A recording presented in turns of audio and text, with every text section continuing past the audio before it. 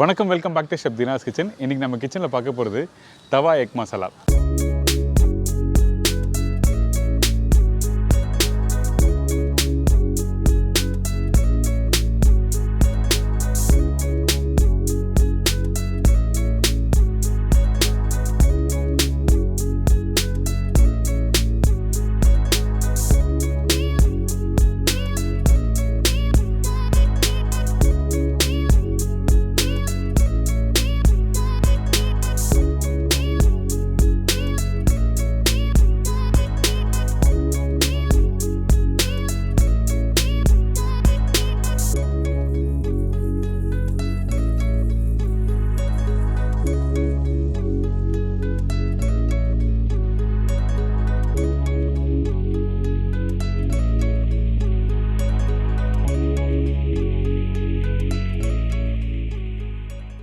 அதாவது முட்டை மசாலா சொன்ன உடனே யாருக்கு தான் பிடிக்காது.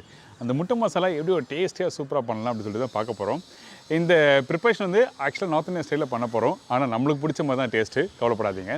அந்த ஒரு காரசாரமான ஒரு டேஸ்ட் இருக்கணும், அதுக்கப்புறம் ஒரு ஸ்மூத்தான ஒரு டேஸ்ட் இருந்தால் தான் எல்லாருக்கும் பிடிக்கும். ஸோ அதனால் இன்றைக்கி என்ன பண்ணியிருக்கேன்னு கேட்டிங்கன்னா, இந்த முட்டையை ஃபஸ்ட்டு மேரினேட் பண்ணிவிட்டு அதுக்கப்புறம் இந்த முட்டையை லைட்டாக அந்த ஆயிலை போட்டு ரோஸ்ட் பண்ணிவிட்டு அதுக்கப்புறம் இந்த வெங்காயம் தக்காளி மசாலா கொஞ்சம் முந்திரி பேஸ்ட் போட்டிருப்பேன்.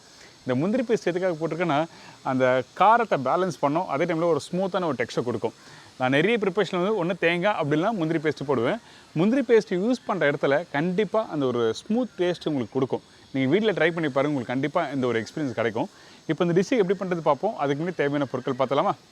தவா எக் மசாலாக்கு தேவையான பொருட்கள்: முட்டை 8 நம்பர், பெரிய சைஸ் வெங்காயம் 2, பெரிய சைஸ் தக்காளி 3 நம்பர், பச்சை மிளகாய் 2லேருந்து 3 நம்பர், இஞ்சி பூண்டு பேஸ்ட் 1.25 டேபிள் ஸ்பூன், முந்திரி பருப்பு 10லேருந்து 12 நம்பர், சீரகம் 1/2 டீஸ்பூன், மஞ்சத்தூள் 1/4 teaspoon, Kashmiri chilli powder 2.5 teaspoon, தனியா powder 2 teaspoon, pepper powder 1 teaspoon, சீரகம் பவுடர் 1/2 டீஸ்பூன், கொத்தமல்லி தேவையான அளவு, உப்பு தேவைக்கேற்ற, எண்ணெய் குக் பண்ணுறதுக்கு தேவையான அளவு. இதாங்க இந்த ப்ரிப்பரேஷன் தேவையான பொருட்கள். ஃபஸ்ட்டு நம்ம என்ன பண்ணுறோம் கேட்டிங்கன்னா, இந்த எக் தவா மசாலாவுக்கு கொஞ்சம் கடாயில் எண்ணெய் ஊற்றிருக்கோம். எண்ணெய் ஊற்றின பிறகு சீரகம் போடுறோம். அந்த சீரகம் நல்லா பொரிஞ்சு வரட்டும். அதுக்கு பிறகு கட் பண்ணி வச்சுருக்க வெங்காயம். இன்றைக்கி இந்த வெங்காயம் தக்காளி எப்படி குக் பண்ணுறது பார்த்தீங்கன்னா, வெங்காயம் ரொம்ப நேரம் குக் பண்ணக்கூடாது. ஒரு 40 to 50% அளவுக்கு வதங்கினா மட்டும் போதும். அப்போ தான் உங்களுக்கு கிரேவி நல்லா ஈல்டு அதிகமாக கிடைக்கும். அதனால தான் வெங்காயம் 40 to 50% அளவுக்கு வதங்கன்னு சொல்கிறேன்.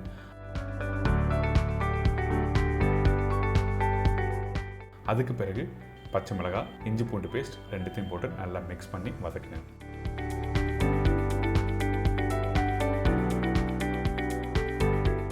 அதுக்கப்புறம் கட் பண்ணி வச்சிருக்க இந்த தக்காளி,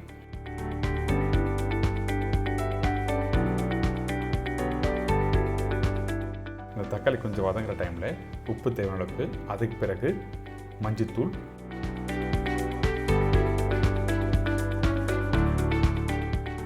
இந்த இடத்துல 1.5 டீஸ்பூன் காஷ்மீர் சில்லி பவுடர் போட்டிருக்கேன்.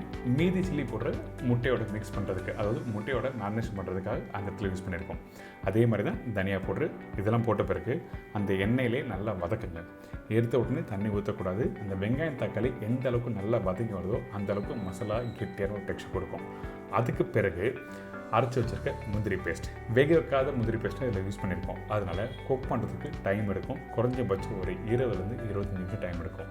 அதுக்கு முன்னாடி கொஞ்சமாக கொத்தமல்லி போட்டு இதை நல்லா குக் பண்ண ஆரம்பிங்க.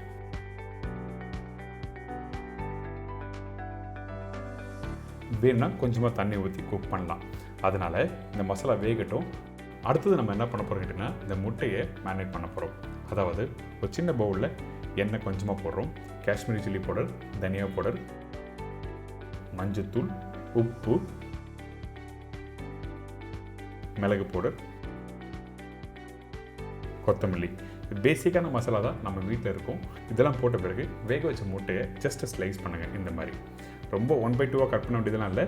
அப்படி கட் பண்ணால் முட்டை உடைய ஆரம்பிச்சிடும். அதனால் மேல் பகுதி, அதாவது வெள்ளைக்கரு இருக்க பகுதியில் கட் பண்ணிவிட்டு இந்த மசாலாவோட நல்லா மிக்ஸ் பண்ணி மேரினேஷன் பண்ணுறோம்.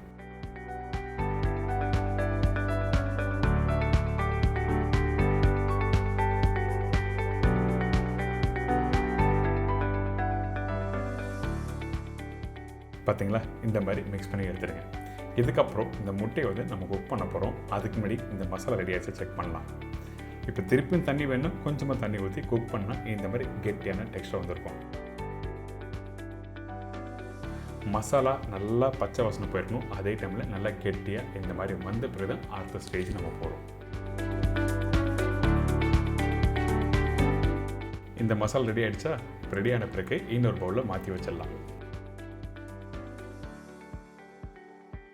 அடுத்தது இன்னொரு கடாயில் கொஞ்சமாக எண்ணெய் ஊற்றிருக்கேன். அதுக்கு பிறகு சீரகம் தாளிச்சிருக்கோம். இந்த இடத்துல நம்ம ஏற்கனவே மேரினேட் பண்ணி வச்சுருக்கேன் இந்த முட்டையை ஒரு 4 to 5 minutes நல்லா குக் பண்ணுங்கள். அதாவது அந்த மசாலா அப்படியே பச்சை வாசனை போகிற அளவுக்கு நல்லா குக் பண்ணுறோம். கொஞ்சமாக தண்ணி ஊற்றலாம், அதிகமான தண்ணி வேண்டாம். அதாவது ஒரு குழிக்கரண்டி அளவுக்கு தண்ணி ஊற்றின பிறகு கொஞ்சம் கொத்தமல்லி போட்டு நான் சொன்ன மாதிரி ஒரு 4லேருந்து 5 நிமிஷம் நல்லா குக் பண்ணுங்கள். இதுக்கு பிறகு ஏற்கனவே ரெடி பண்ணி வச்சுருக்க அந்த திக்கான மசாலாவை இப்போ இந்த முட்டையோட மிக்ஸ் பண்ணுறோம். இந்த இடத்துல ஒரு 1/4 டம்ளர் அளவுக்கு தண்ணி ஊற்றின பிறகு திருப்பியும் இந்த மசாலா இந்த முட்டையோட குக் பண்ணுறோம். ஏன் கேட்டிங்கன்னா அந்த மசாலாவில் உள்ள காரமும் இந்த முட்டையில் இருக்க காரமும் ரெண்டுமே ஒரு ஈவனாக ஆகணும்.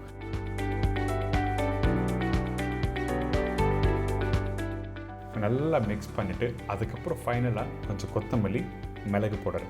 மிளகு பவுடர் கடைசியாக யூஸ் பண்ணும்போது 1/4 டீஸ்பூன் கம்மியாக போடுங்க. அதே மாதிரி சீரகமும் 1/4 டீஸ்பூன் போட்டிருக்கோம். இதெல்லாம் போட்ட பிறகு நல்லா மிக்ஸ் பண்ணி எடுத்து சர்வ் பண்ணி பாருங்களேன். மறக்கவே மாட்டீங்களே இந்த தவா எக் மசாலா. நம்ம நிறைய விதமான எக் தவா மசாலா பண்ணியிருக்கோம். ஆனால் சின்ன சேஞ்சஸும் கொடுத்துருக்கேன். அந்த மசாலா எப்படி ரெடி பண்ணுறது, அந்த திக்கான டெக்ஸ்டர் வந்த பிறகு நான் சொன்ன மாதிரி நீங்கள் ட்ரை பண்ணி பாருங்கள். உங்களுக்கு அந்த ஸ்மூத்தான ஒரு ஸ்பைசியான ஒரு டேஸ்ட் கிடைக்கும்.